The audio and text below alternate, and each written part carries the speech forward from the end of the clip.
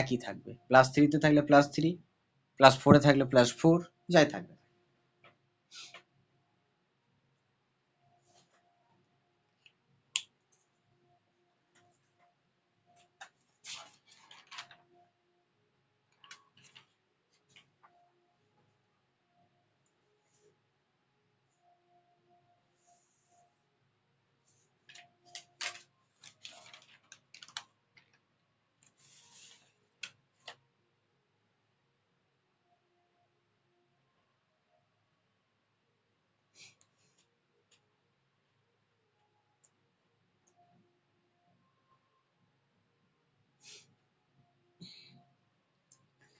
আচ্ছা, তোদের সিলেবাসে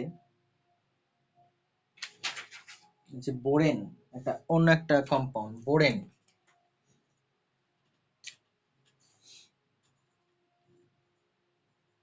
এগুলো সব বোরনের কম্পাউন্ড পড়ছি, বোরাক্স পড়লাম, বোরিক অ্যাসিড পড়লাম, তাহলে যে বোরেন, বোরেন হলো আলাদা একটা কম্পাউন্ড, বোরনেরই আলাদা একটা কম্পাউন্ড, বোরিক অ্যাসিড যেমন সেরকম। যখন বোরন আর হাইড্রোজেন, যখন বোরন এবং হাইড্রোজেন রিয়াকশন করে একটা যৌগ তৈরি করে, সেগুলোকে বলা হয় বোরন হাইড্রাইডস, বোরন হাইড্রাইডস। বোরন এবং হাইড্রোজেনের যৌগগুলো হলে বোরন হাইড্রাইডস। যেমন বোরনের সঙ্গে যখন হ্যালোজেন এলিমেন্টগুলো যুক্ত হয়েছিল, তখন যেমন বলা হয়েছিল বোরন হ্যালাইডস, ঠিক তেমনি বোরন যখন হাইড্রোজেনের সঙ্গে যুক্ত হবে, তখন সেগুলোকে বলা হবে বোরন হাইড্রাইডস।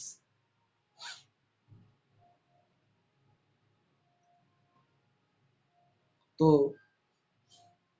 এইগুলো সাধারণত অ্যালকেন, তোরা অর্গানিকে পড়েছিস, অ্যালকেন, অ্যালকিন, অ্যালকাইন, বিভিন্ন রকম পড়েছিস। সিঙ্গেল বন্ড যেগুলো থাকে সেগুলো অ্যালকিন, এগুলো ডবল বন্ড থাকে সে অ্যালকিন, আনস্যাচুরেটেড, আবার স্যাচুরেটেড গুলো গেল অ্যালকেন, আর আনস্যাচুরেটেড গুলো দু রকমের, একটা হচ্ছে অ্যালকিন, একটা অ্যালকাইন। তো অ্যালকেনের সঙ্গে এই বোরন হাইড্রাইড গুলোর অনেক মিল আছে, এগুলোকে বলা হয়, তার জন্য এগুলোকে বলা হয় বোরেন্স,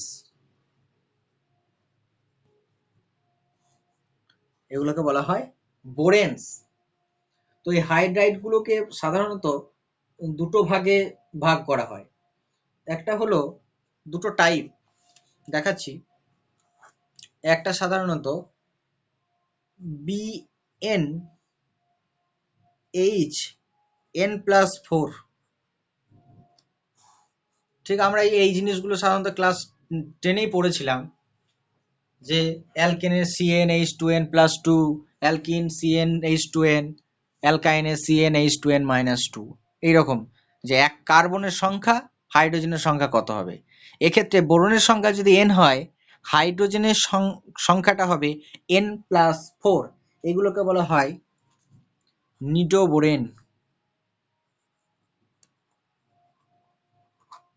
নিডোবোরেন।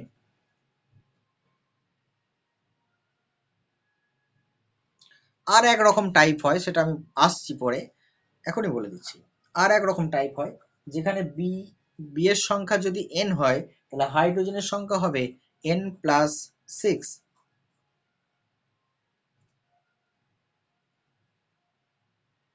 এর নাম হচ্ছে অ্যারাচনোবোরেন।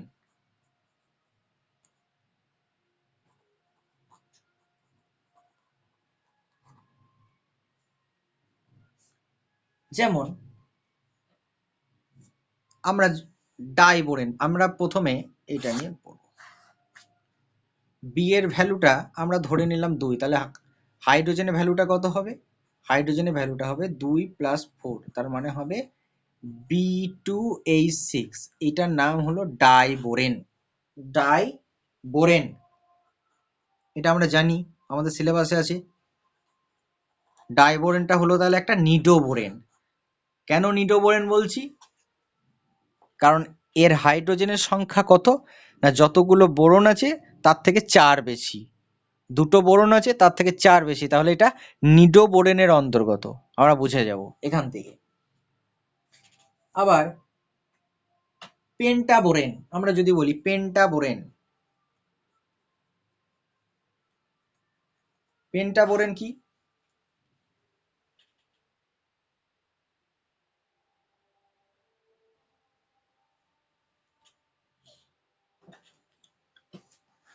এই পেন্টাবোরেন দু রকমের হবে, দেখাচ্ছি।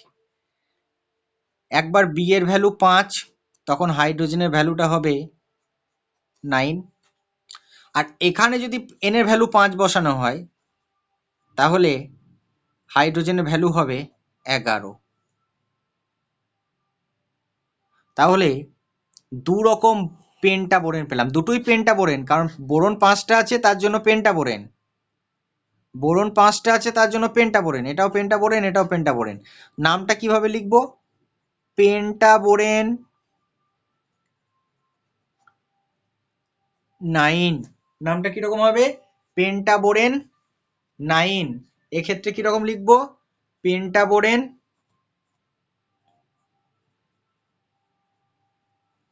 11। তাহলে পেন্টাবোরেন 9 মানে আমরা বুঝে যাব এখানে 2 কম আছে, দেখ, তার মানে এটা হবে নিডোবোরেন,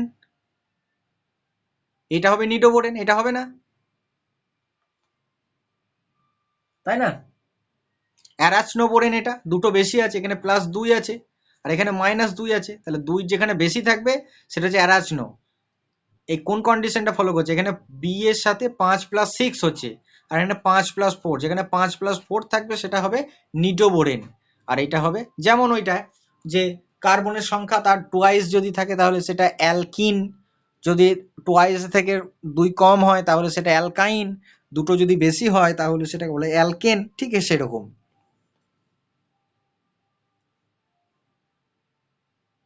আমি যদি এরকম যদি হয় হেক্সাবোরেন,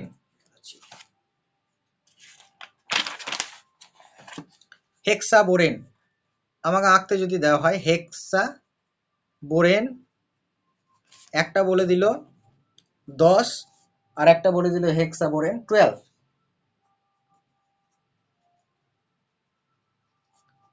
এরকম।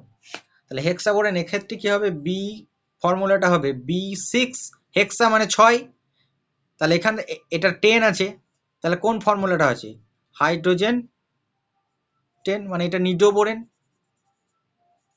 Nido +4 N+4। আর এক্ষেত্রে দেখ B6H12 হবে, এক্ষেত্রে N+6 হবে। বুঝতে পেরেছিস?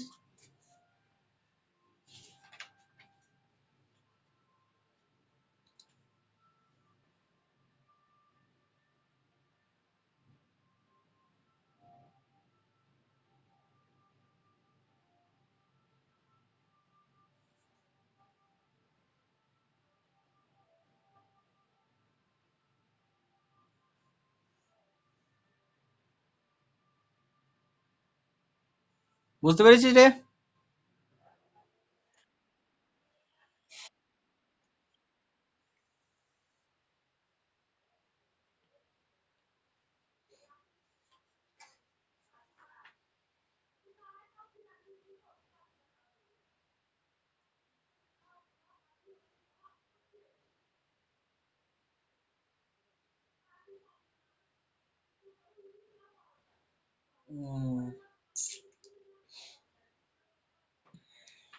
আচ্ছা, এবার আমরা প্রস্তুতি যাব।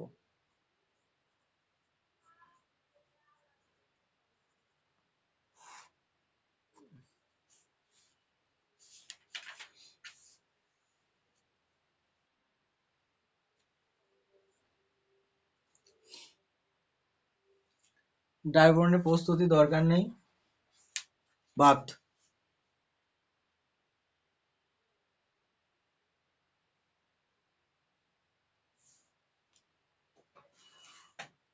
শুধু ডাইবোরেনের দুটো রিয়াকশন বলে দিচ্ছি, সেই দুটো রিয়াকশন মনে রাখবি। B2H6 এটা হচ্ছে ডাইবোরেন, ডাইবোরনকে যদি কম্বাসন করা হয়,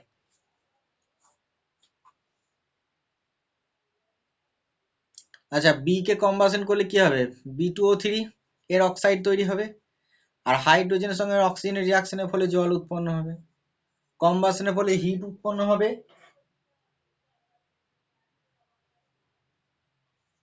তাহলে সেই হিটটাকে বলা হয় heat of combustion. Del H enthalpy পড়েছিস তো, এনথালপি ডেল্টা সি দ্বারা চিহ্নিত করা হয়। ডেল এইচ সি এর ভ্যালুটা নেগেটিভ একটা কিছু ভ্যালু আছে, এটা মনে রাখবি, 1976 কিলোজুল পার মোল একটা অ্যামাউন্ট এনার্জি বেরিয়ে যায় এটাকে যখন কম্বাসন করা হয়। কম্বাসন রিয়াকশনটা বি এর সঙ্গে অক্সিজেন ভাববো, আর একবার হাইড্রোজেনের সঙ্গে অক্সিজেন ভাববো। তাহলে বি এর সঙ্গে যখন অক্সিজেন হবে B2O3, আর হাইড্রোজেনের সঙ্গে যখন অক্সিজেন হবে তখন বি, হাইড্রোজেনের সঙ্গে যখন রিয়াকশন হবে তখন জল হবে। যেমন এই রিয়াকশন গুলো পড়েছি, মিথেনের সঙ্গে অক্সিজেনের রিয়াকশন কেমন হবে না, কার্বনের সঙ্গে অক্সিজেন কার্বন ডাই অক্সাইড, হাইড্রোজেনের সঙ্গে অক্সিজেন জল, বাস। ঠিক সেই রকম ইন্ডিভিজুয়ালি ভাববো যে বোরনের সঙ্গে অক্সিজেন রিয়াকশনটা কেমন হবে আর হাইড্রোজেনের সঙ্গে অক্সিজেন রিয়াকশনটা কেমন হবে, ঠিক আছে।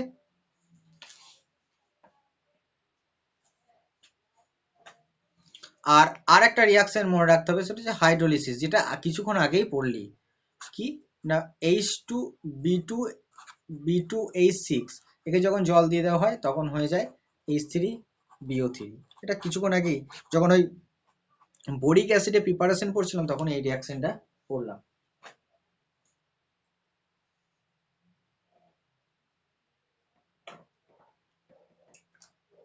এই জায়গাটা একটু ইম্পর্টেন্ট জায়গা, দেখে রাখিস। আর একটা ইম্পর্টেন্ট জায়গা আছে, সেই জায়গাটা বলবি। রিয়াকশন উইথ অ্যামোনিয়া, মানে ডাইবোরেন অ্যামোনিয়ার সঙ্গে একটা রিয়াকশন হয়, একটা যৌগ তৈরি করে ডাইবোরেন B2H6, তার সাথে অ্যামোনিয়া NH3।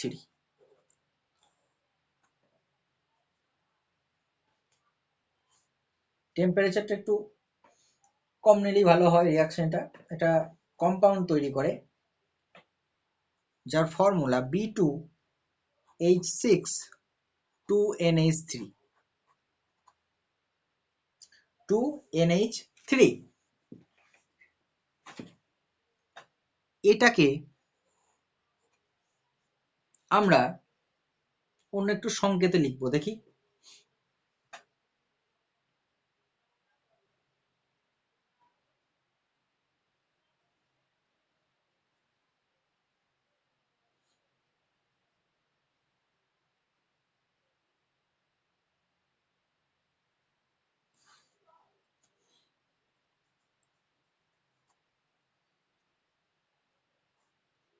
এই জায়গাটা খুব ইম্পর্টেন্ট জায়গা।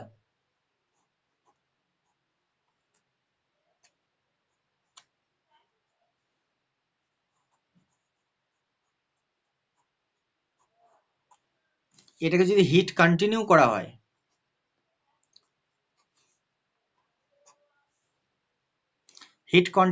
হয়, তাহলে এখান থেকে একটা কম্পাউন্ড তৈরি হয়, তার নাম হচ্ছে, ফর্মুলাটা লিখি আগে, B3H, দেখা যাচ্ছে না, B3N3H6, B3N3H6, তার সাথে সাথে কিছু হাইড্রোজেন বেরিয়ে যায়। এই যে কম্পাউন্ডটা তৈরি হলো এর নাম হলো বোরাজিন। বোরাজিন, বোরাজিন।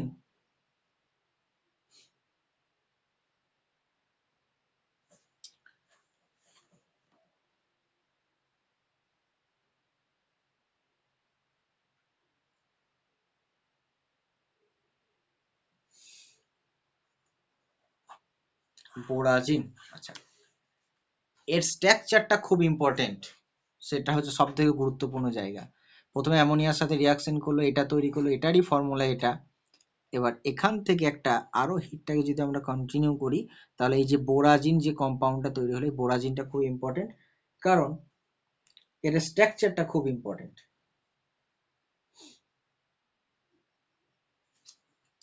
টোকা হয়েছে, লেখা হয়েছে রে?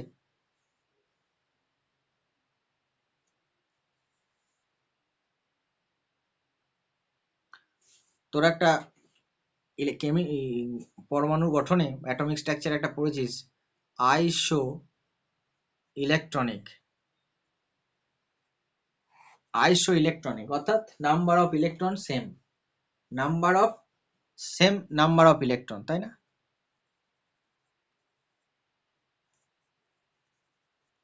তাহলে সেইগুলোকে আইসো ইলেকট্রনিক স্পিসিস বলা হয়। যেমন পটাশিয়াম প্লাস আর আর্গন, এদের আইসো ইলেকট্রনিক স্পিসিস, কারণ এর ইলেকট্রন সেম, এগুলা বলা হয় আইসো electronic species, same number of electron. এই বোরাজিন বেনজিনের সাথে আইসো ইলেকট্রনিক। বেনজিন অর্থাৎ C6H6, এর যা ইলেকট্রন আছে এরও তাই ইলেকট্রন আছে। কার্বনের কতগুলো? 6 5 6 6 36 প্লাস কত হাইড্রোজেনের 6টা, 42। এক্ষেত্রে দেখি বোরনের 5 3 15টা, নাইট্রোজেনের হলো 7 3 21টা, আর হাইড্রোজেন হলো 6টা। তাহলে কত হলো? 6 আর 7 আর 5 42, 2 হাত থাকলে 1, দেখ 42। এই বোরাজিন আর বেনজিন সেটা আইসো ইলেকট্রনিক স্পিসিস, অর্থাৎ তাদের নাম্বার ইলেকট্রন, যে ইলেকট্রনের সংখ্যা, সেই ইলেকট্রনের সংখ্যা সমান দুই ক্ষেত্রেই, এবং স্ট্রাকচারটাও কিন্তু বেনজিনের মতো স্ট্রাকচারটা আঁকছি। হয়েছে? বুঝতে পেরেছিস? কোনো কেউ অসুবিধা আছে?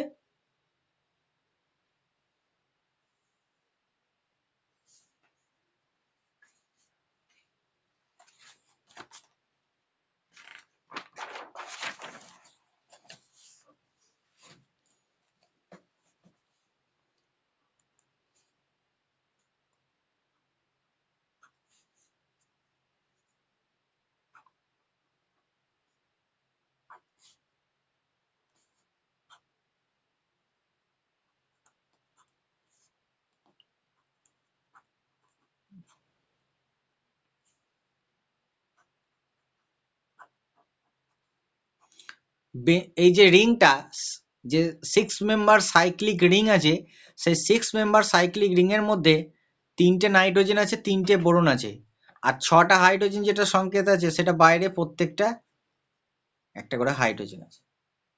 এবার আমরা জানি নাইট্রোজেনের কি আছে, একটা করে লোন পেয়ার আছে, এই নাইট্রোজেন লোন পেয়ার আছে, এই নাইট্রোজেন লোন পেয়ার আছে। এই নাইট্রোজেন কি করতে পারে?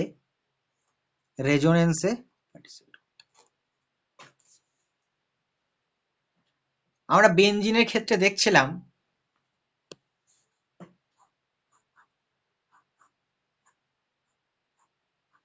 বেনজিনের ক্ষেত্রে কি হচ্ছে, এইটা এইখানে আসতে পারে, এটা এখানে।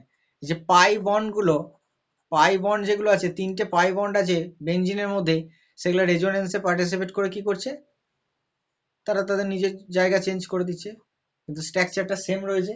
এক্ষেত্রেও কি হচ্ছে, এই বোরাজিন এই রেজোনেন্সে পার্টিসিপেট করে ইলেকট্রনগুলো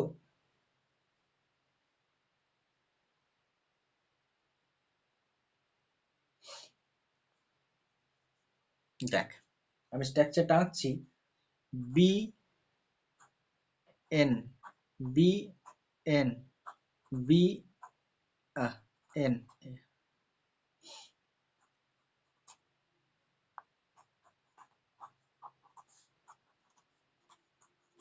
রেজোনেন্সে পরমাণুর সংখ্যা কিছু হয় না, শুধু এখানটা একটা ডবল বন্ড হয়ে যাবে, রেজোনেন্স হয়েছে, তাহলে এইখানটা কি হবে, এখানটা মাইনাস হবে, নাইট্রোজেনের লোন পেয়ার চলে গেছে, তাহলে এখানটা পজিটিভ হবে। সিমিলারলি এখানকার নাইট্রোজেনের লোন পেয়ারটা এখানে পার্টিসিপেট করেছে, তাহলে এটা পজিটিভ হবে, এটা নেগেটিভ হবে। সিমিলারলি এখানটা পজিটিভ হবে, এখানটা নেগেটিভ হবে। এটাকে বলা হয় বোরাজিন।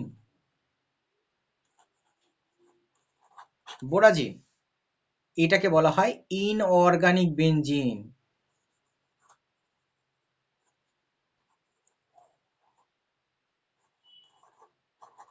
এটা হলো ইনঅর্গানিক বেনজিন। বেনজিনের সংকেতটা আরো একটু ভালো করে আমি লিখি।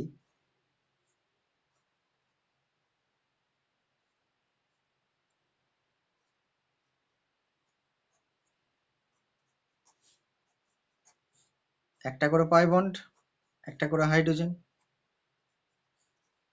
এটা হলো অর্গানিক বেনজিন, এটা হলো অর্গানিক বেনজিন। এই যে এটা প্রত্যেকটা একটা করে হাইড্রোজেন থাকে, প্রত্যেকটা একটা জায়গা করে হাইড্রোজেন থাকে, আর একটা পর পর কনজুগেট সিস্টেমে ডবল বন্ড থাকে। ঠিক সেই রকমই এরকম হয়ে গেছে দেখ, একটা করে ডবল বন্ড, আবার একটা single bond, double bond, single bond, double bond, single. এটাকে ইনঅর্গানিক বেনজিন বলা হয়, আর এটাকে বলা হয় অর্গানিক বেনজিন যেটা আছে আমাদের।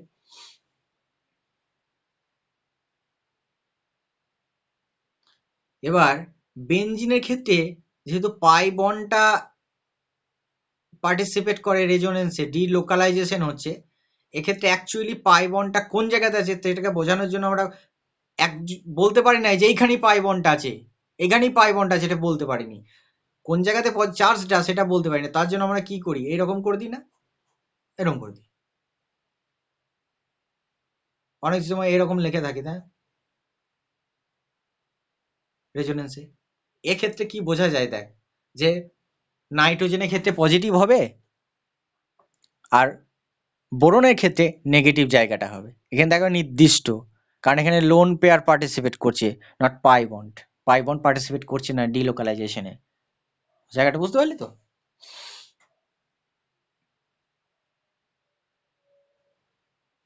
কারণ বোরাজিনের ক্ষেত্রে আমাদের যে ডিলোকালাইজেশনটা হচ্ছে সেটা কিন্তু পার্সিয়ালি, শুধু নাইট্রোজেন এটা দিচ্ছে পার্সিয়ালি, পার্সিয়ালি ডিলোকালাইজড।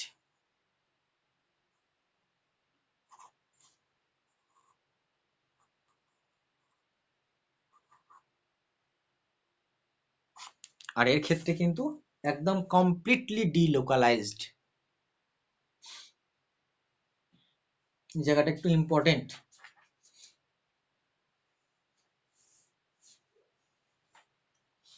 দেখেন একটু।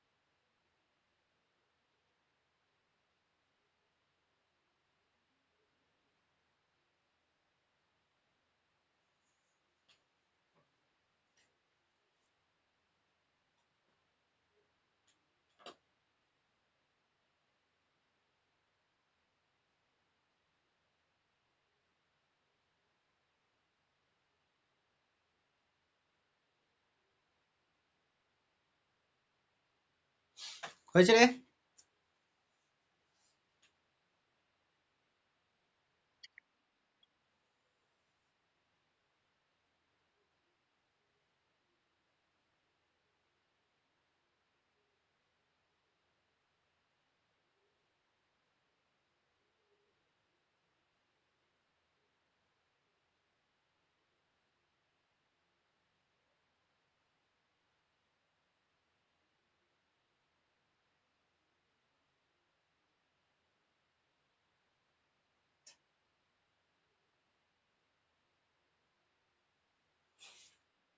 আচ্ছা,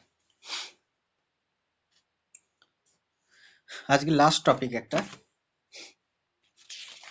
তাহলেই বোরন ফ্যামিলিটা শেষ হয়ে যাবে। সেটা হলো এই B2H6 বা ডাইবোরেন যেটা আছে, এর স্ট্রাকচার।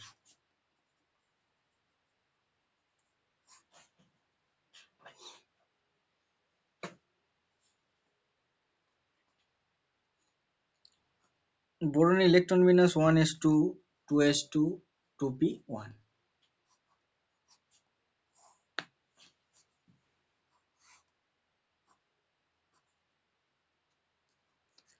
এটা গ্রাউন্ড স্টেট।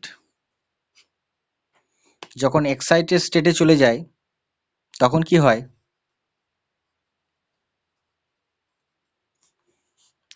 এই একটা ইলেকট্রন কি হয়, পি তে চলে যায়।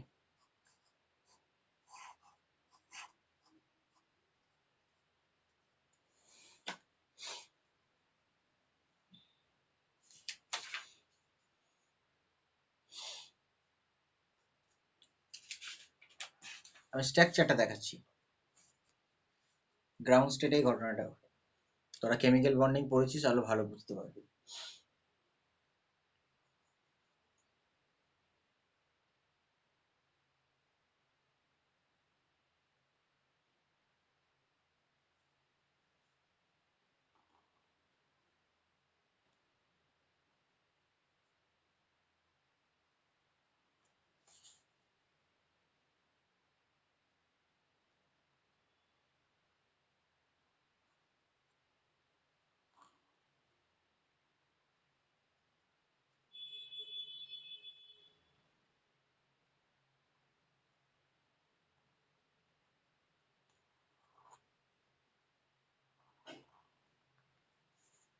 ফাঁকা আছে একটা। এই যে হাইড্রোজেন এখানে এসেছে, হাইড্রোজেন এখানে এসেছে, হাইড্রোজেন এখানে এসেছে, বন্ড করেছে। এই যে হাইড্রোজেনে 1s এর সাথে 1s এর সাথে বন্ড হয়েছে, একটা ফাঁকা আছে। এখানে একটা বোরন আছে,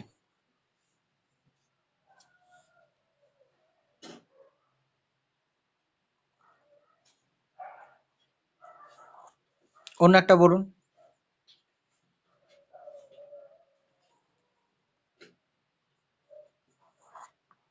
সিগমা।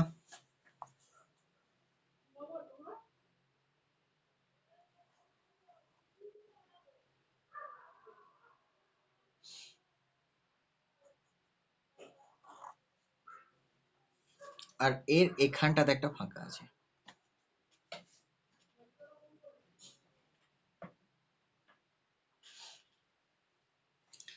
এবার এই বন্ডটাকে কি করে, এ টানে, আর এই বন্ডটাকে এখানে টানে। হাইড্রোজেনের মধ্যে কতগুলো ইলেকট্রন আছে, দুটো ইলেকট্রন। আর এই দুটো ইলেকট্রন এই সেন্টার, এই সেন্টার, এই সেন্টার, তিনটে সেন্টার, এই সেন্টার, এই সেন্টার, এই সেন্টার, তিনটে সেন্টারের মধ্যে ঘোরাফেরা করছে। আর এই এখানে যে হাইড্রোজেনের দুটো ইলেকট্রন আছে, সেই দুটো ইলেকট্রনও এই হাইড্রোজেন, এই বোরন, এই বোরন, এদের মধ্যে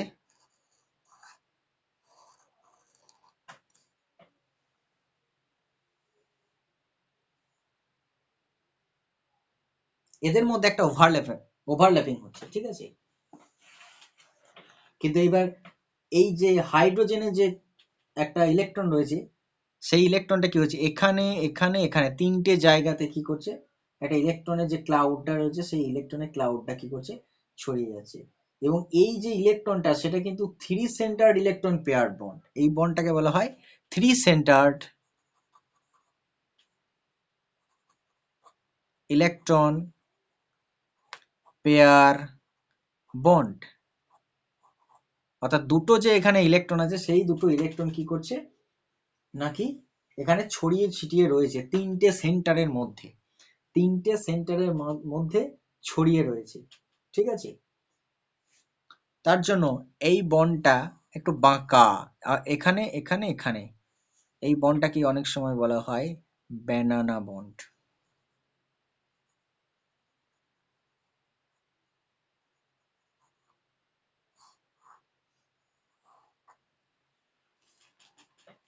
এটাকে অনেক সময় এইরকম স্ট্রাকচার এঁকে দেখাতে বলতে পারে, তাহলে স্ট্রাকচারটা এমন ভাবে আঁকবি এর যেখানে ফাঁকা থাকবে সেখানে ওর একটা হাইড্রোজেন থাকবে, দুদিকে দুটো হাইড্রোজেন, দুদিকে দুটো হাইড্রোজেন। এবার এর যেটা ফাঁকা রাখবো তখন এর সেটা ফুল রাখবো, আর এর দিকে যখন ফুল রাখবো এরটা তখন ফাঁকা রাখবো, যাতে করে অ্যাট্রাকশনটা বোঝানো যায় যে ওভারল্যাপটা হচ্ছে ফাঁকার সাথে এর একটা হাইড্রোজেনের, সেটা যেন বোঝানো হয়, সেটা ভালো করে দেখে রাখবে। অনেক সময় বলা হয় যে এই হাইব্রিডাইজেশনের মাধ্যমে ডাইবোরেনের স্ট্রাকচারটা ব্যাখ্যা করো, এরভাবে এঁকে টেকে আর দু চারটা লাইন লিখতে হবে, নিয়ে বলতে হবে, বইয়ে লেখা আছে খুব সুন্দর করে। তবে এই কথাটা উল্লেখ করতে হবে যে 3 সেন্টার 2 ইলেকট্রন, মানে তিনটে সেন্টারের মধ্যে একটা দুটো তিনটে, আবার এটাও একটা দুটো তিনটে, তিনটে সেন্টারের মধ্যে যে যে ওই পেয়ারটা ঘুরে বেড়াচ্ছে ওভারল্যাপ হচ্ছে সেই জিনিসটা বলতে হবে, না হলে পরে নাম্বারটা পাওয়া যাবে না। আর এই স্ট্রাকচারটা একটু দেখিয়ে দিতে হবে, এবং ব্যানানা বন্ড কথাটা যদি থাকে এবং 3 সেন্টার 2 ইলেকট্রনের কথাটা যদি থাকে তাহলে পরে নাম্বারটা পাওয়া যাবে। এরপরে আমরা কার্বন ফ্যামিলি স্টার্ট করব। আজকে আমরা কার্বন ফ্যামিলি স্টার্ট করব না। বোরাক্সের গঠনটা একটু দেখবি। অ্যাকোয়াস সলিউশন অফ বোরাক্স হয় বেসিক হয়। এখানে ফেনলফথেলিন দিলে কেন গোলাপি কালার হয়, কারণ বেসিক মিডিয়ামে H3BO3 মলিকুলটা কিন্তু ভেঙে যায় না, অন্যদিকে NaOH টা আয়োনাইজ হয়ে Na প্লাস OH মাইনাসে ভেঙে যায়, আর and the solution becomes basic।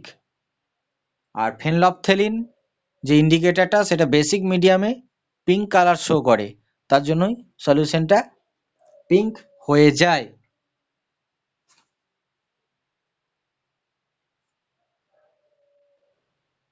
আর অনেক সময় আর একটা প্রশ্ন থাকে যে ওখানে যদি গ্লিসারল যোগ করা হয়, তাহলে গ্লিসারল যোগ করলে আস্তে আস্তে আবার কালার লেস হয়ে যায়। কালার লেস হয়ে যায় কেন না, প্রথমে আমাদের সলিউশনটাতে কি ছিল Na প্লাস OH মাইনাস, কারণ H3BO3টা ভেঙে যায়নি, এটা অ্যাসিড, এটা বেসটা ভেঙেছিল, তার জন্য সলিউশনটা বেসিক হয়ে গেছিল। এবার এখানে যদি আমরা পিঙ্ক ফেনলফথেলিন দিই তাহলে কালারটা পিঙ্ক দেখাবে, কারণ এই সলিউশনটা বেসিক, তো এটা তো ভেঙে যায় না, এই যদি ভাঙতো তাহলে অ্যাসিড শোক করতো, নিউট্রাল হয়ে যেত, কিন্তু এ তো ভেঙে যায় না, এ তো H3BO3 রূপেই থাকে। যেহেতু NaOH ভেঙে যায় তার জন্য Na plus OH minus solution basic হয়, তার জন্য এখানে ফেনলফথেলিন যোগ করলে পরে পিঙ্ক কালার হয়। কিন্তু এরপরে গ্লিসারল যদি যোগ করা হয় তাহলে পরে আস্তে আস্তে আবার কালারলেস হয়ে যায়। এটা কেন, এখান থেকে একটা প্রশ্ন আসতে পারে। না, বইয়ে তোদের স্ট্রাকচারটা রিয়াকশনটা করা আছে, দেখবি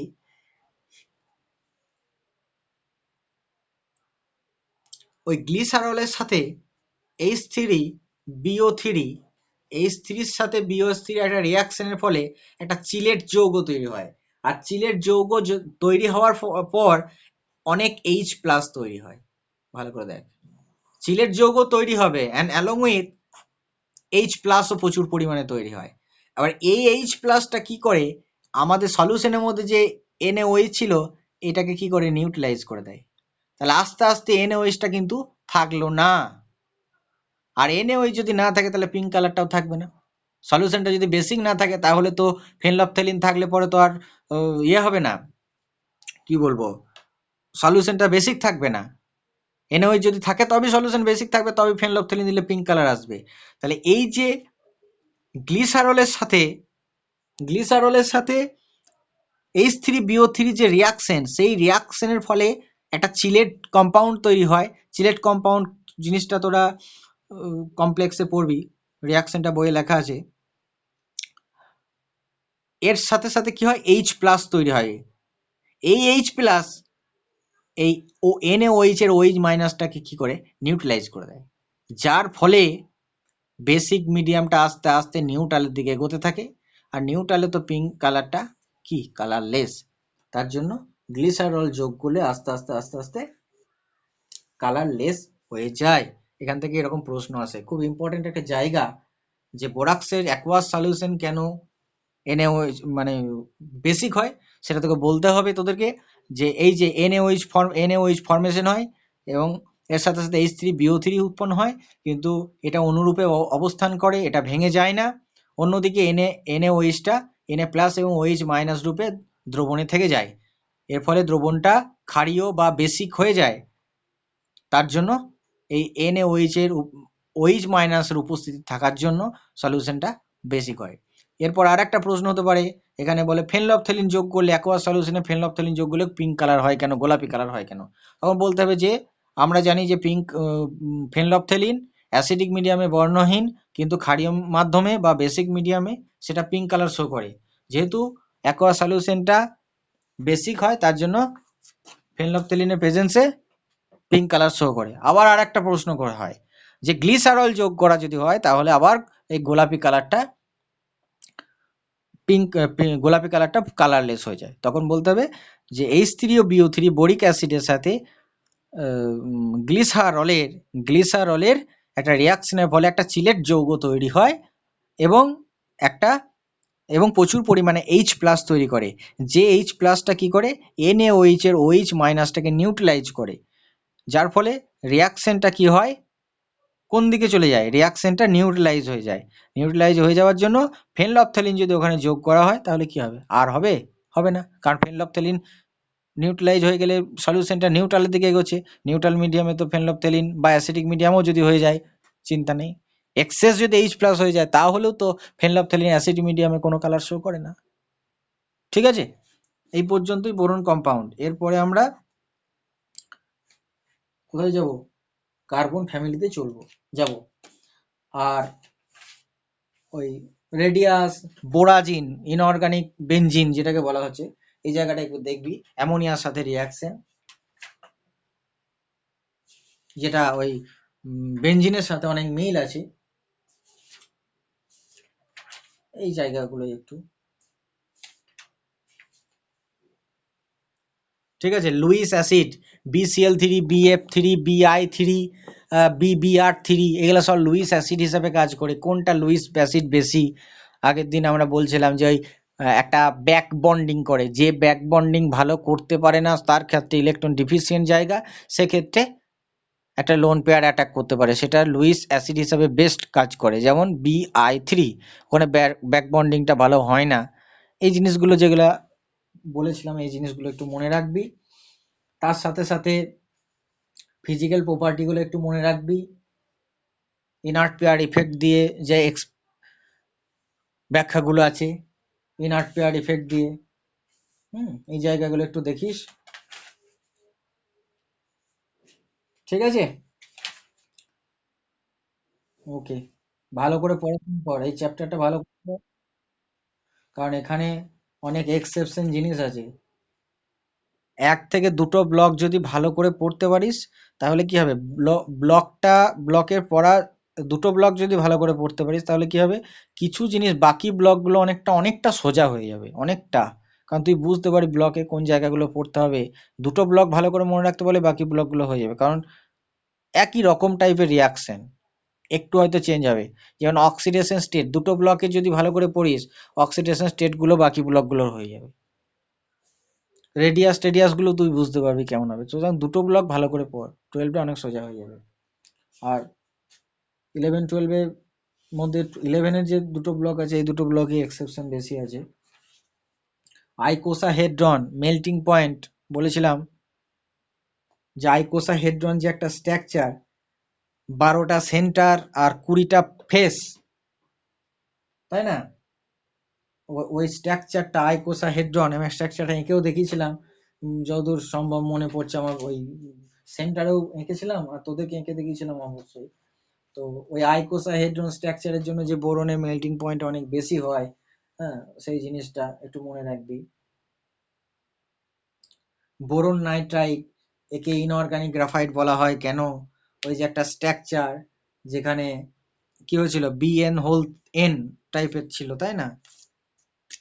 বিএন এই থ্রি ইনঅর্গানিক গ্রাফাইট বলেছিলাম আমরা। এরকম একটা অর্ডার দিয়ে দিতে পারে, BF3, BCl3, BR3 নিয়ে বললো এই যে লুইস অ্যাসিডিটি যে অর্ডারটা আমরা লেখা হয়েছে, এই অর্ডারটা ব্যাখ্যা করো। বা তোদেরকে যারা জয়েন্ট টয়েন্ট দিবি বা নেট দিবি, তাদেরকে এইরকম এরকম একটা অর্ডারটাকে বিভিন্ন ভাবে দিয়ে দিল, একটা ঠিক বলে দিল। এবার সেক্ষেত্রে MCQ হিসাবে প্রশ্নটা চলে আসতে পারে। তারপরে এইরকম ইনঅর্গানিক গ্রাফাইট কাকে বলে, বোরাজিন দিয়ে দিল, আবার বোরন নাইট্রাইট দিয়ে দিল। তাহলে তোর মাথাতে আছে বোরাজিনটা কিন্তু ইনঅর্গানিক বেনজিন, আর যে বোরন নাইট্রাইট সেটাকে বলা হয় ইনঅর্গানিক গ্রাফাইট।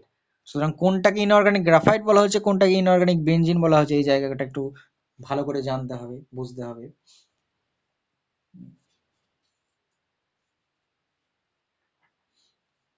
তারপরে বোরাক্স বিট টেস্ট কাদের ক্ষেত্রে করা হয় না, ডি ব্লক এলিমেন্ট গুলোর ক্ষেত্রে।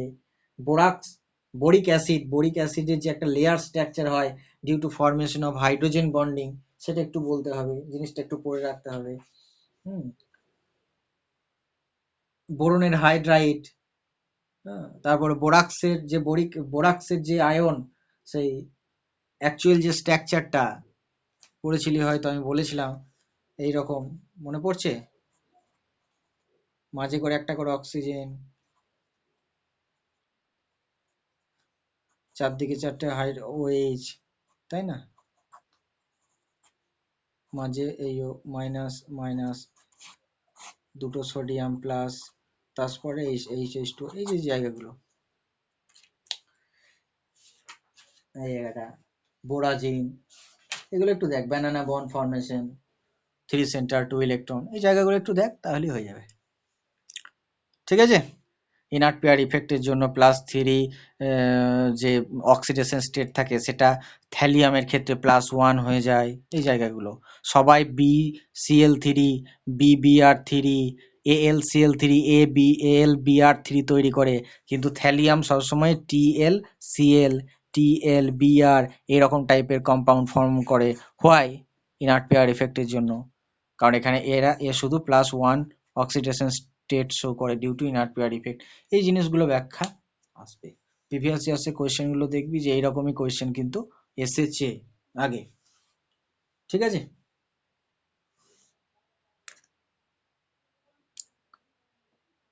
পরে আবার কোন একটা দিন আমরা কার্বন ফ্যামিলিটা স্টার্ট করব। আর হ্যাঁ, আগে বলে রাখি, বোরন ফ্যামিলি এলিমেন্ট গুলোর অ্যাটমিক নাম্বার, কোন পিরিয়ডে কে আছে, একটু মনে রাখবি কিন্তু, না হলে পরে কিন্তু সে সব বাজে হয়ে যাবে, ব্যাপারটা গুলিয়ে ফেলবি। Boron, aluminium, gallium, indium, thallium, পরপর এলিমেন্টগুলো মনে রাখবি।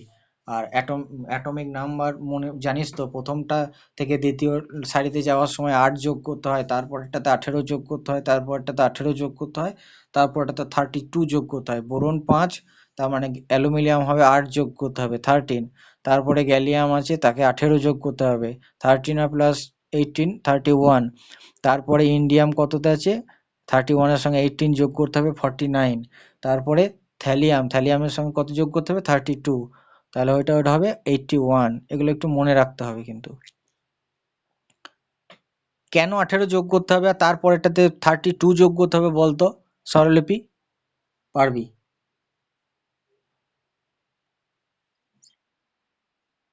হ্যাঁ, ডি সেলটা ঢুকছে, তারপরে এফ ঢুকছে, তাই না? তাহলে 18-র সাথে 14 যোগ হবে, 8-এর সাথে তারপরে 10 যোগ হচ্ছে 18, তারপরেও দেখ ডি থাকছে, তারপরে এফ ঢুকছে, তখন এফ ঢুকছে তাহলে আরো 14, তার মানে 18 আর 14 32।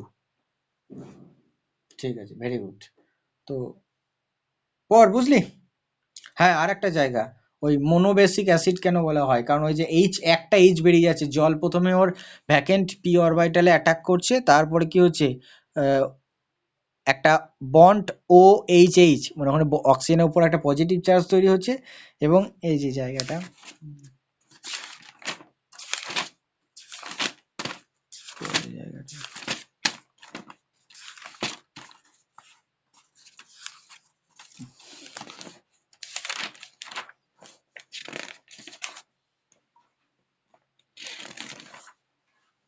এই যে একটা এখানে পজিটিভ চার্জ সৃষ্টি হচ্ছে, নিয়ে এইচটা বেরিয়ে যাচ্ছে, এবারে একটা এইচ বেরোচ্ছে, তার জন্য এটাকে বলা হচ্ছে মোনোবেসিক অ্যাসিড। দুটো যেখানে এইচ বেরোবে সেটা ডায়াবেসিক অ্যাসিড বলা হবে। ঠিক আছে, ভালো করে পড় এগুলোই, আর বারবার বারবার চ্যাপ্টারটাকে রিডিং দে, বারবার ইম্পর্টেন্ট লাইনগুলো দাগ দে, নিজেরাই বুঝতে পারবি কোন লাইনগুলো ইম্পর্টেন্ট লাইন, সেই জায়গাগুলো দাগ দে। ঠিক আছে, গুড নাইট।